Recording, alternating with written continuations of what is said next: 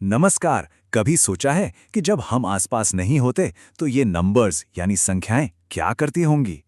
हम तो उन्हें बस गिनती और हिसाब किताब के लिए इस्तेमाल करते हैं, पर उनकी भी एक अपनी ही छिपी हुई दुनिया है।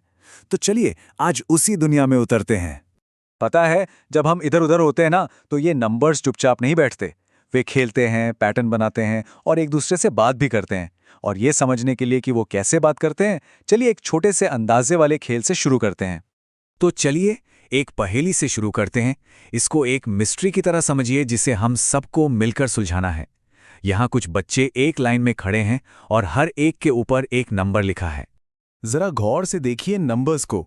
0, 2, 1, 1, 0। ये ऐसे ही रैंडम नहीं है, ये हमसे कुछ कहना चाह रहे हैं। चाहे तो एक पल रुककर इसे सुलझाने की कोशिश करें। ये नंबर्स ये हमें एक कहानी सुना रहे हैं। देखिए, हर किसी के सिर पर एक नंबर है और इसका सीधा कनेक्शन उनकी हाइट से है। मतलब यहाँ एक लॉजिक है, एक कोड है जिसे हमें क्रैक करना है। और इसका राज ये है, नियम बहुत ही सिंपल और मजेदार है।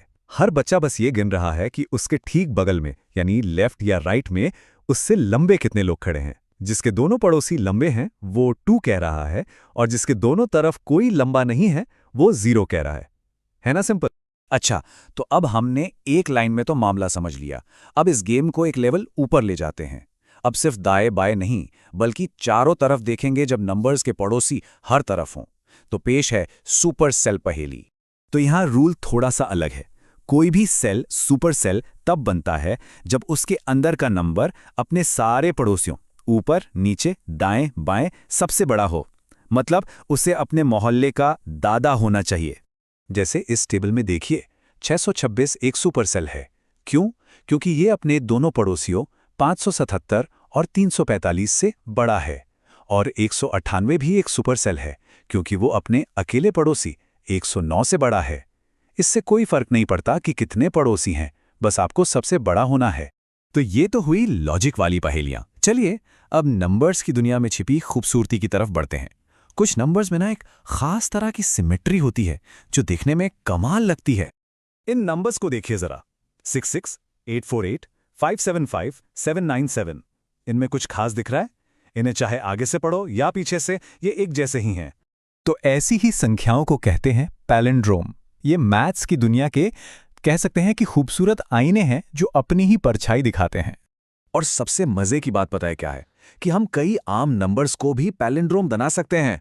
इसका एक तरीका है, कोई भी नंबर लो, उसे उल्टा करो और दोनों को जोड़ दो, और बस ये तब तक करते रहो जब तक एक पैलिंड्रोम ना मिल जाए।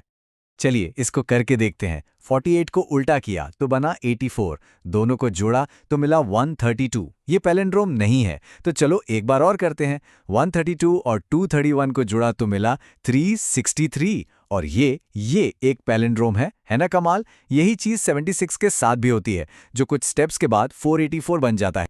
और अब तैयार हो जाइए इस कहानी के सबसे जादुई हिस्से के लिए।